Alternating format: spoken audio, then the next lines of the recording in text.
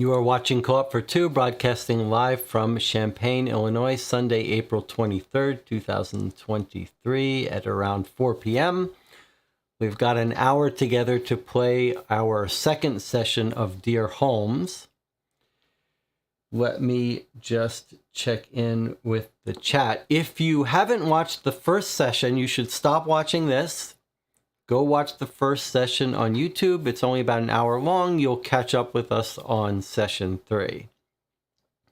Let me just see the question. Nicholas says, the plugin that shows the chat on the stream seems to have gone in a loop. It's true, it does. I noticed that. I'll have to work on that.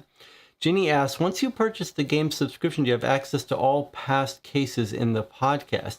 That is a great question. I don't remember the answer to, though. I know you have access to the podcast.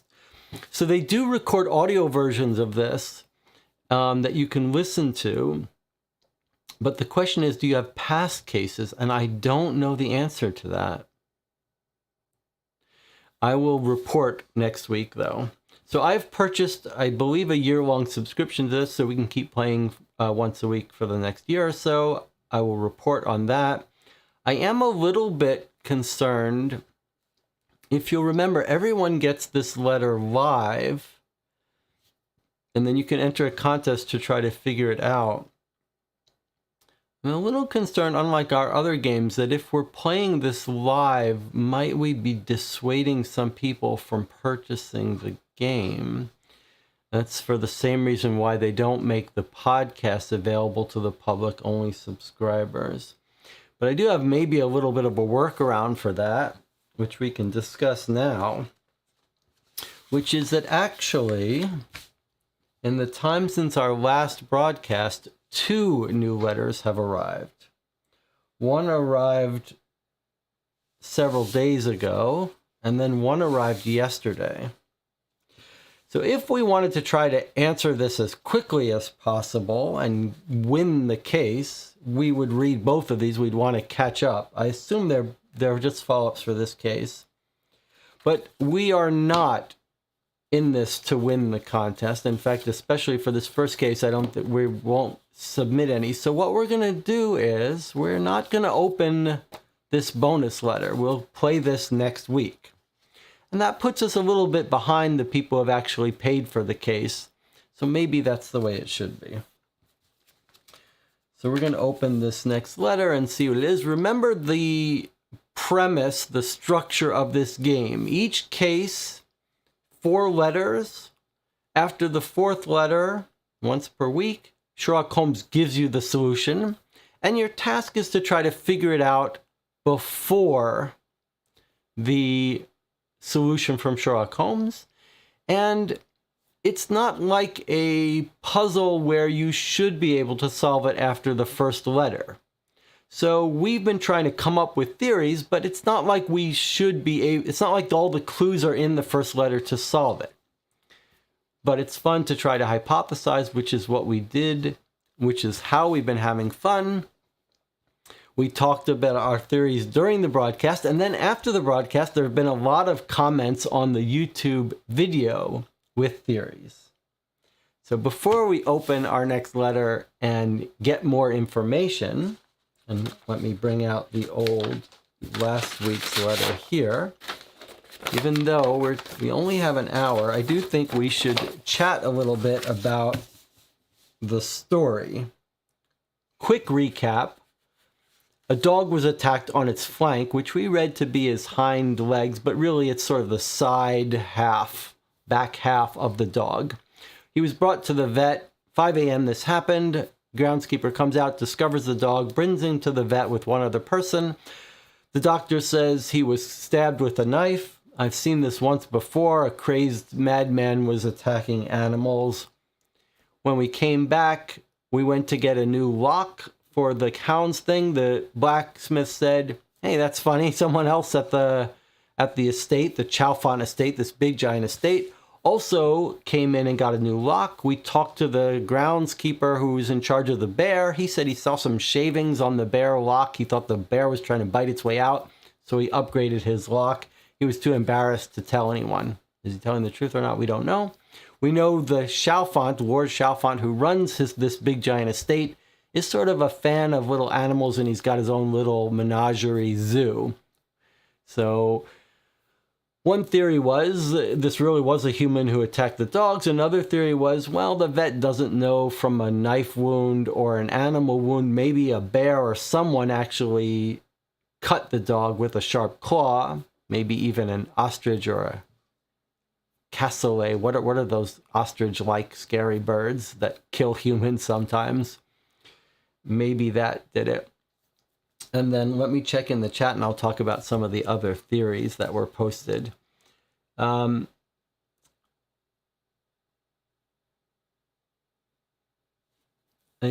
Nicholas also gives a buffer in case the next letter doesn't arrive. Yes, I was thinking about that as well. All right.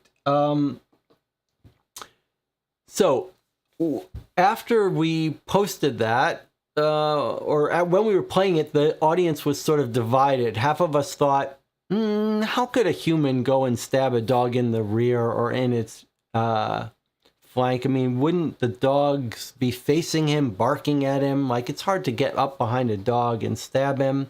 So maybe some of us thought it's probably an animal attack and he was running away from an animal got him.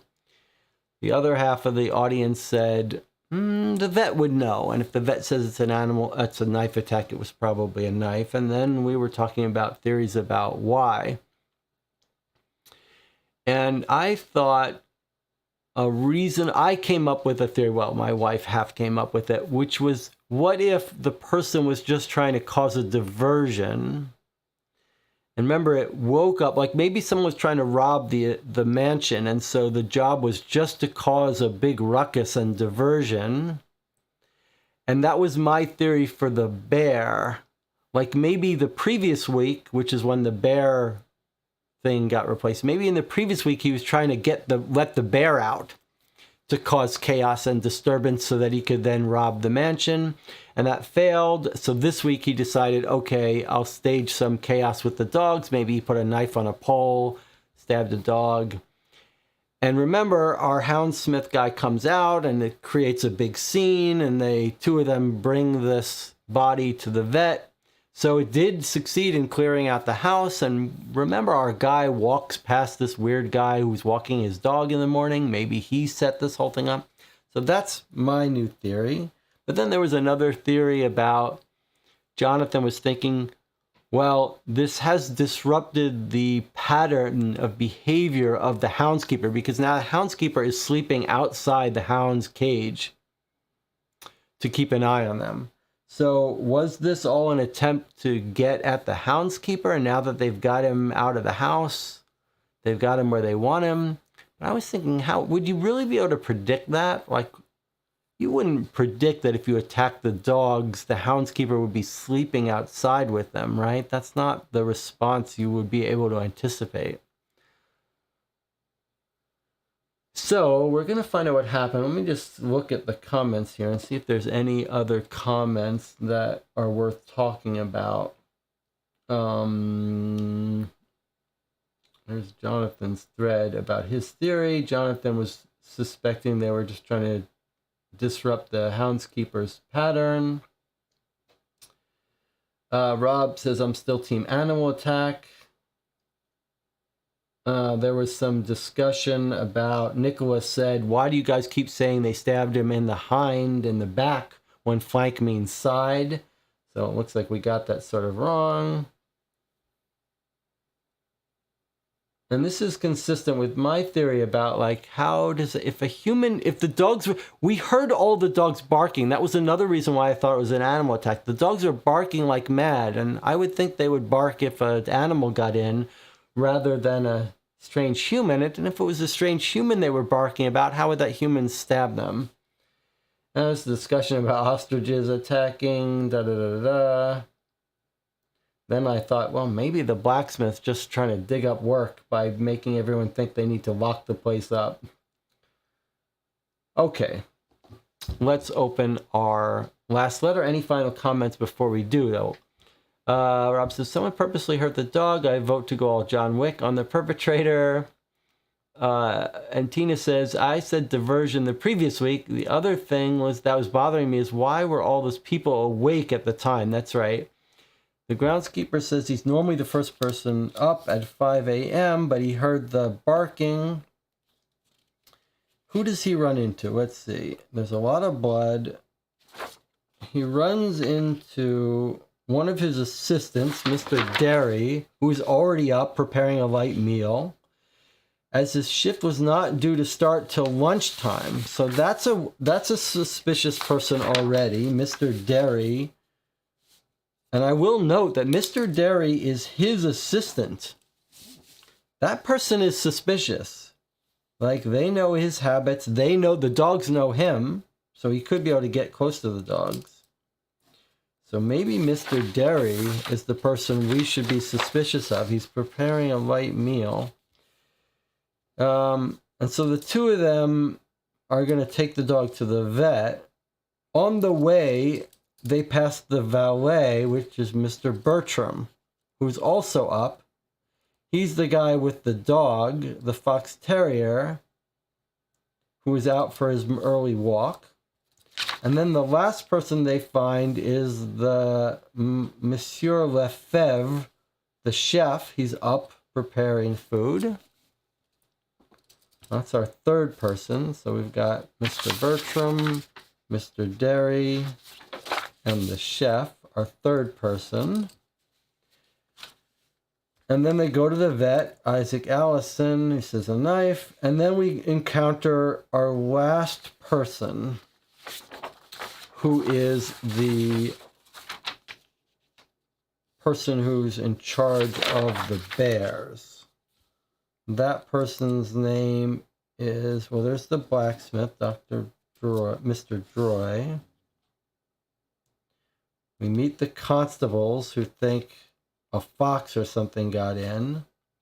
Then the last person is Lewington, the blacksmith, the person who runs the bears.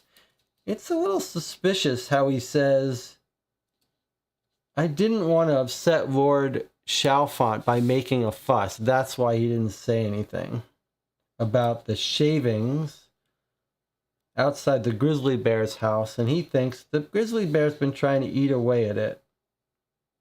I noticed metal filings. And we say, you don't think someone's trying to get in with a file? And he's like, who's going to steal a bear? All right.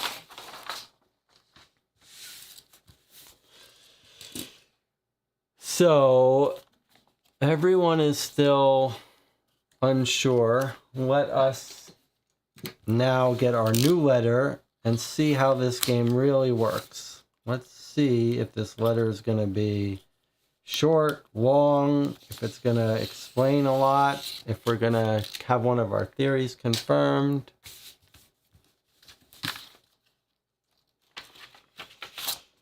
All right.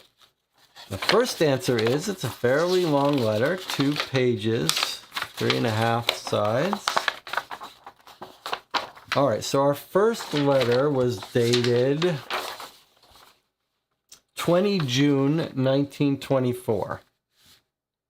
Our next letter is 24 June, so 4 days have passed. Let's see what the update is. Dear Mr. Holmes, I am afraid that further complications have arisen since Friday, and I'm obliged to write again. I have learnt of not one but two new strange attacks, though by grace of God, Lord Chalfont's animals have suffered no harm. Today, Mr. Derry and I were in town first thing to settle the account with Mr. Allison, who saw Bundo after the near-fatal attack. So here's his assistant, and there's the vet, I guess. When I was paying the bill to the cashier, a girl of about 16 burst into the reception area of the practice in great distress. "I have found a dog in a terrible state up Dragon Alley." She paused to choke back a sob. It's gone still and is coughing its lungs out." Mr. Allison heard the commotion and came asking, "What is going on?" When he heard what the girl had seen, he began gathering a small bag of medical supplies. "We must go there straight away," he added, looking at the girl. "Why, you're Miss Violet Harper, the doctor's daughter." She nodded. "I am Violet Harper," though she did not look pleased to be recognized. "The dog, it's by the Pheasant Inn." At this, Mr. Derry's eyes lit up, our assistant Mr. Derry. "It's old Mrs. Mercer's dog, Tugger," she went. "She can't look after it properly with her bad leg. It's been running around the town like a wild creature." Mr. Allison noted he had seen the dog scurrying about yesterday and assured her he would do something if it were possible. Then off the four of us went. Why did she not want to be recognized? She did not look pleased to be recognized. Okay, so they're going off after the dog that was attacked. When we walked up Dragon Alley, Derry spotted Tugger lying prone on the weed-covered ground just behind the inn. "It looks like he's been poisoned," said Mr. Allison grimly. As he felt the dog's stomach, he went on. "Strychnine and some scraps of food or something the like, I'll be bound. It's meant to deal with rats." He then asked one of us to hold Tugger down as he pried open the dog's jaws and forced an emetic down its throat. Within moments, Tugger lurched drunkenly into a corner of the alley and emptied the contents of his stomach. "We may have gotten here just in time," said Mr. Allison with satisfaction in his voice. The dog staggered around some more, blinking as though dazzled. I watched it for some seconds, then looked at the ground, and then all around us. In our rush, we had taken no pains to prevent unnecessary footsteps at the site in the alleyway. Mr. Allison realized what I was doing. "It's an alley behind a pub. We're not going to find any useful tracks. I will say this was done at least 2 hours ago," he observed, "though I'm not sure it was done here. Dog could have wandered here from elsewhere, trying to empty its stomach." "What were you doing here?" I asked, turning to the lass. "Please don't tell my mother, Mr. Allison," she said, looking to the veterinarian instead. "I have a friend I meet here in the morning before I go to school." Mr. Allison interrupted her. "This is a matter for the police now." I agreed, but not before asking about Violet's acquaintance. "Who's your friend? A pub seems a strange place for a doctor's daughter to be meeting friends." "It's Jackie Dowse, the butcher's delivery boy," she said, turning redder still. "Please don't say anything. My parents wouldn't approve of me seeing someone like Jackie, or anyone at all. And he wasn't even here today. It was just me. Some mornings he's too busy at work, he says, and he doesn't have time to make it. When I found Tugger, I waited another minute or two to see if Jackie would come, and when he didn't, I ran to fetch Mr. Allison." With that, we felt there was nothing more to be learnt from Violet Harper. I dispatched Derry to Mr. Allison's office with Tugger to ensure the dog was properly recovering. Mr. Allison and I headed for the police station round the corner, after which he would relieve Mr. Derry of his duties and personally reunite the dog with Mrs. Mercer. Walking into the station, the desk sergeant, Sergeant Milton, called out to us. "Well, that was quick, Mr. Allison." We asked what he meant, and he explained. "Well, I sent a messenger to your practice. I asked you to call on the station as soon as you could. I said urgently, but I didn't think you'd be here in a minute." Milton continued, "A dog has been found that seems to have been subject to an unexplained attack. This is similar to the Chalfont dog," ejaculated Mr. Allison. "Precisely. I recall Constable Keady and Nelson went out to the Chalfont estate recently. They'd reported it had been perhaps a larger fox, but noted a concern from veterinarians," said Milton, rifling through a stack of files. Let's see. "Constable Roberts came in just a half hour ago after encountering a strange injured dog, and I knew I should see you." Sergeant then asked us to follow him down a poorly lit corridor. We told him of the dog at Dragon Alley and of Miss Violet and her friend as we walked. Finally, reaching a spacious room at the far end of the building, his office, he told us of the second strange attack I mentioned. "Well, there was some ungodly barking heard or coming from Pullman's Alley. Noise attracted a few passers-by, and one of them, a local barmaid, alerted Constable Roberts, who was on his beat. He went to investigate and promptly returned to the station. Roberts reported that when he went to the entrance of Pullman's and looked up the narrow alley, I could see the dog staggering around, and it looked to be in a daze. He noted it appeared somewhat aggressive, which was why no one wanted to approach it, but Roberts could see blood on the ground. He figured that it had been attacked and was probably only frightened. It's at the station now. We're not quite sure what to do with it, though I do think it's doing much better." Mr. Allison demanded that he be shown the dog. He had to restrain himself from shouting, "You've wasted all this time talking while the dog's waiting?" Milton let out an embarrassed cough and shepherded us through the back door to a barren yard behind the station. The dog sat fastened by a rope to a sad-looking pine tree. Constable Roberts was tending to it. "He was still staggering around when I found him, reeling in a tight circle, so I thought I'd better get a tarpaulin. It's a trick I bet they don't teach you at doctor's college, eh? But I've used it more than once to subdue a nasty animal. I threw the tarpaulin right over him, got an arm around him, and hauled him back from Pullman's Alley." He laughed. "We're friends now." Once he was able to examine the beast properly, Allison opined, "Struck with a heavy, blunt object, I'd say, but it didn't knock him out. It's hard to say what would have been used, a heavy poker, a hammer." "Constable, there was nothing found in the alley." Constable Roberts shook his head. Just this old mutt. My best guess was he'd gotten into a fight with a stray. He got away from someone. Look at the collar." Indeed, the scrawny brown and gray dog belonged to one Mr. W. Grant. Mr. Allison, pleased by this revelation, added, "This must be Wallace's dog, Wallace Grant. He's worried sick, I'm sure. Lives alone at his forge off by Butler's Cross. At least this means I'll get paid for all this work."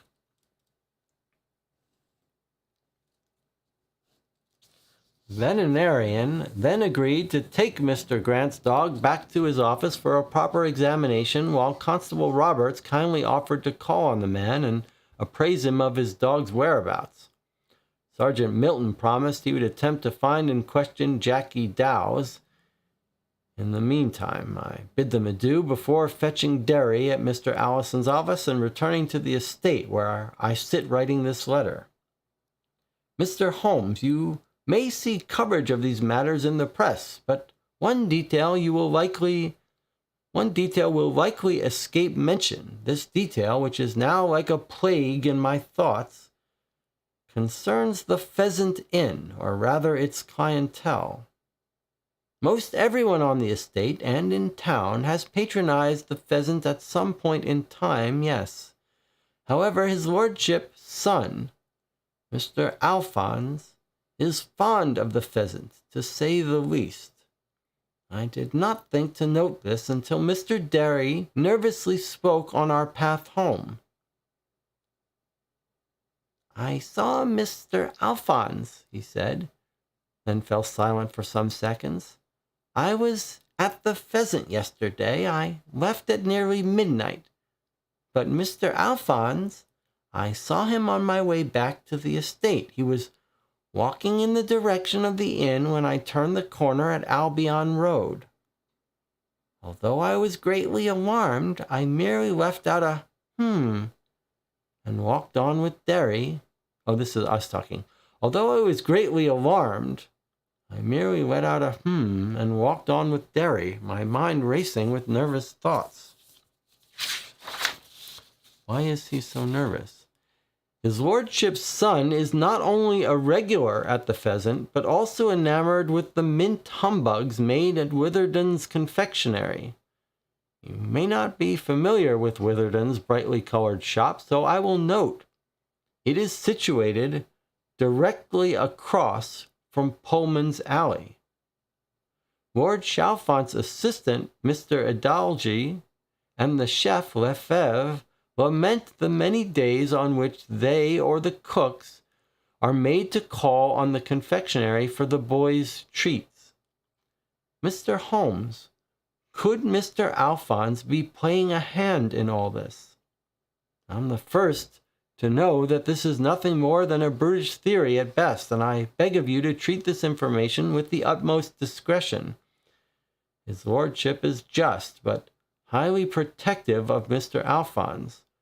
Proof in hand, he would be pleased to oust any villain from his estate, even a son. But without proof, my choice of questions will be seen as a gross attack on his beloved child. Please write to me without delay if there's any other information of use I might have. I will inform you of any further developments as they arise. Obediently yours, Peter Bradley.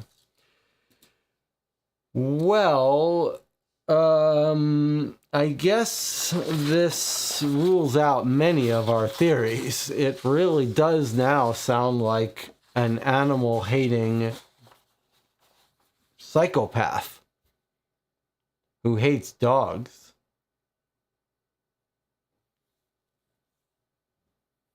And we have our first real suspect, Mr. Alphonse. All right, so let's just recap here. They're going into town to pay the vet for the dog Bundo, who got attacked at the estate. When they arrive, a woman has brought in a dog who's been poisoned at the Dragon Alley. It's coughing. Violet Harper brings him in. And she says it's by the Pheasant Inn. Okay, Dragon Alley by the Pheasant Inn. They know who owns the dog, Miss Mercer. It's Mrs. Mercer's dog, Tugger. She says the Miss Mercer doesn't look after it properly, so it roams around free. Okay, they go, they find it. It's on the ground, poisoned. He gives it something that makes it throw up, and it seems to be okay after that. But they're going to bring it in for more coverage. They look around for evidence, but they're in an alley, footprints everywhere, nothing to be found. It's in an alley behind a pub. Okay. Then they go to report it at the police station. When they do, she says, the girl tells us she was meeting her friend, Jackie Dowles, the butcher's delivery boy. Okay. When they go to the police station, the police says, oh, thank God you got here. I just sent for you because we've got another dog.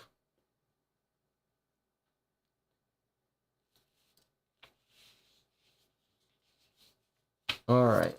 This other dog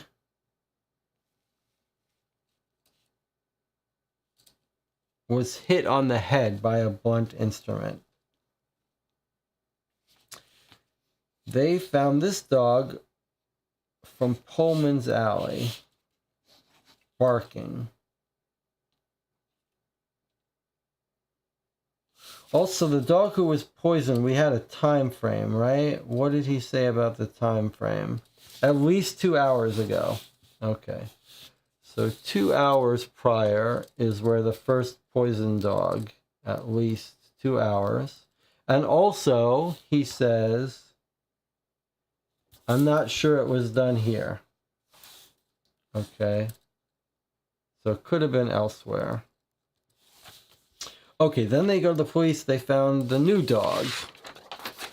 This is a real it's an animal abuse story. Oh, he says strychnine. That's right. Thank you for reminding me. He thinks he can identify it as strychnine, which is probably used to poison rats and stuff, right? Where was the strychnine? I'm just going to write it in until I find out where. All right. So the dog that the police found, there's blood. It's attacked. It's not dead. Okay.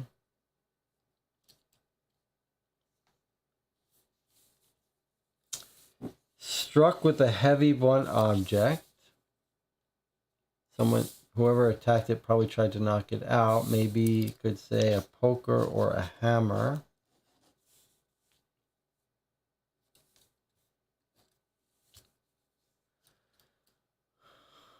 It belongs to someone. A Mr. W. Grant, Wallace Grant.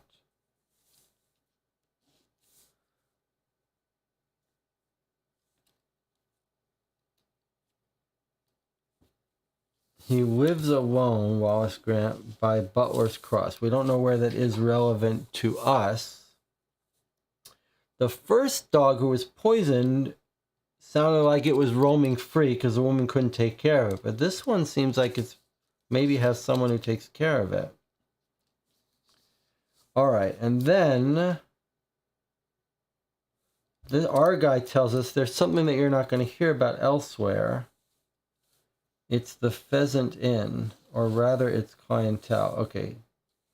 The Pheasant Inn is where the son, Alphonse, likes to hang out. And our assistant says the pheasant yesterday at midnight was Mr. Alphonse on his way back. So Alphonse at midnight headed back to the estate. And then our guy says, well, Witherden's confectionery is right across from Pullman's Alley where the one dog was found.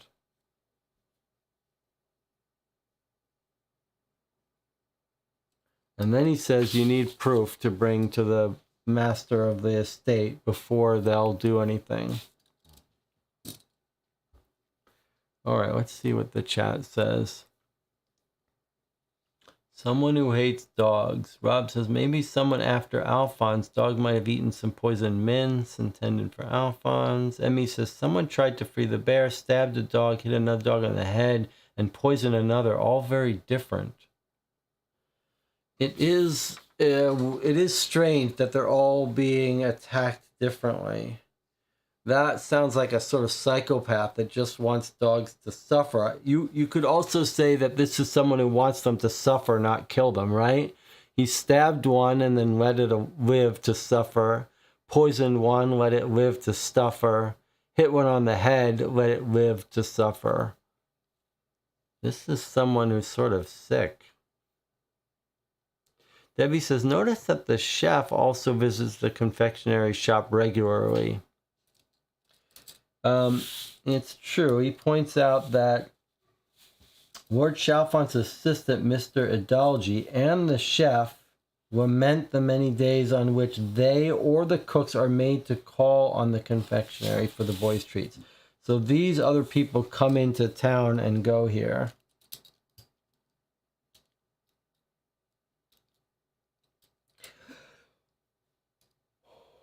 On the other hand, the way it phrases this about, like, it seems to be telling us you need proof. Like he's saying, he seems to be assuming it's the sun and just saying, we need proof. If I just ask questions about it, he will not look kindly on it. This seems to be like the game suggesting it's Alphonse and that our mission is to come up with proof. But that's not for sure. It feels like with this letter, we've cut off most of our theorizing and now, but I'm not sure, it's hard to come up with more theories now. Now we know we're dealing with a madman who hates dogs, but we don't have any information on which to make more additional theories about who, other than the sun. Although Antina has come up with one, could Alphonse be the same psychopath that the doctor mentioned on the first letter? The doctor does tell us, I think this is a very good idea about, the doctor tells us that in where he used to work, there was a madman who escaped from an institution and attacked animals.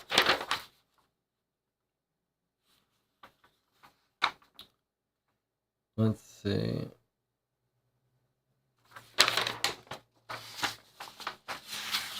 He says, in the first letter, he's telling us about this other animal attacker that he knew about. But there it was an attack on livestock, not dogs. This guy seems to specifically want to attack dogs. It was outside Staffordshire, and it was an inmate who got out and went hunting. All right, so if we hear that Alphonse was an inmate from Staffordshire, then we might know, then we've got a different story on our hands. Otherwise, I don't see any reason to think it's the same person.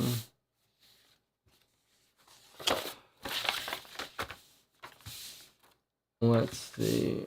What does chat say? Rob says, I don't buy the madman theory. We don't know enough about Alphonse to make a judgment. The file at the bear cave is still an unknown element to us. We don't know the connection. File could be used to create filings, stab at the dog.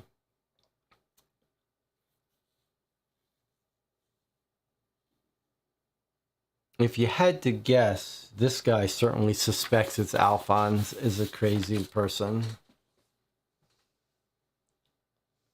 Someone who hates dogs. I mean, we don't have enough.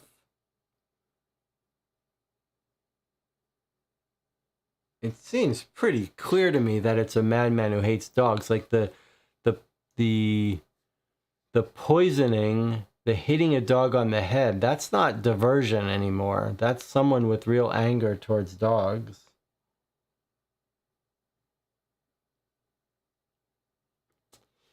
We don't know enough about Alphonse, though. It seems like this would be a very weird way to frame someone. I think we're dealing with a psychopath, but it doesn't feel like there's any way for us to know anything. Is Alphonse mentioned in the first letter? Nope, this is the first time we've heard about him. All right, I don't. On this video, feel free if you detect anything else. If you have any other thoughts, more theories, post them in the comments to that video. But I think we'll end it here without more information. I don't feel like we can do too much additional work here. We're dependent on more information from this guy before we can really know more. Hopefully he'll dig into a little bit of Alphonse's history, and that'll give us a clue. And Tina says, assistant perked up at the mention of the pub. He knows something. Is that true?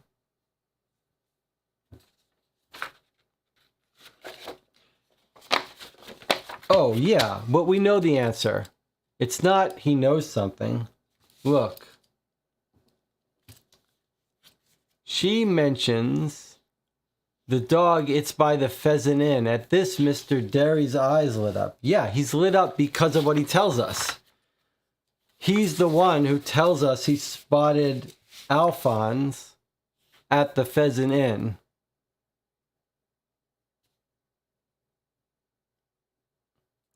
So that's why his eyes lit up. His eyes lit up. The assistant's eyes lit up because he remembered, whoa, I just saw Alphonse there last night. But Rob says, what if the poisoning was unintentional? The blunt trauma could be to protect themselves when being detected by a guard dog. Really? How do you stab a dog in the flank by accident?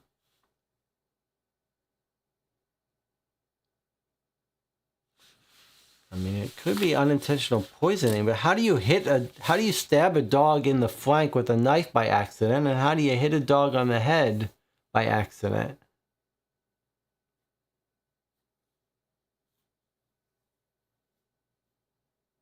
You're saying they hit a dog because the dog was attacking them, but then that's too big a coincidence.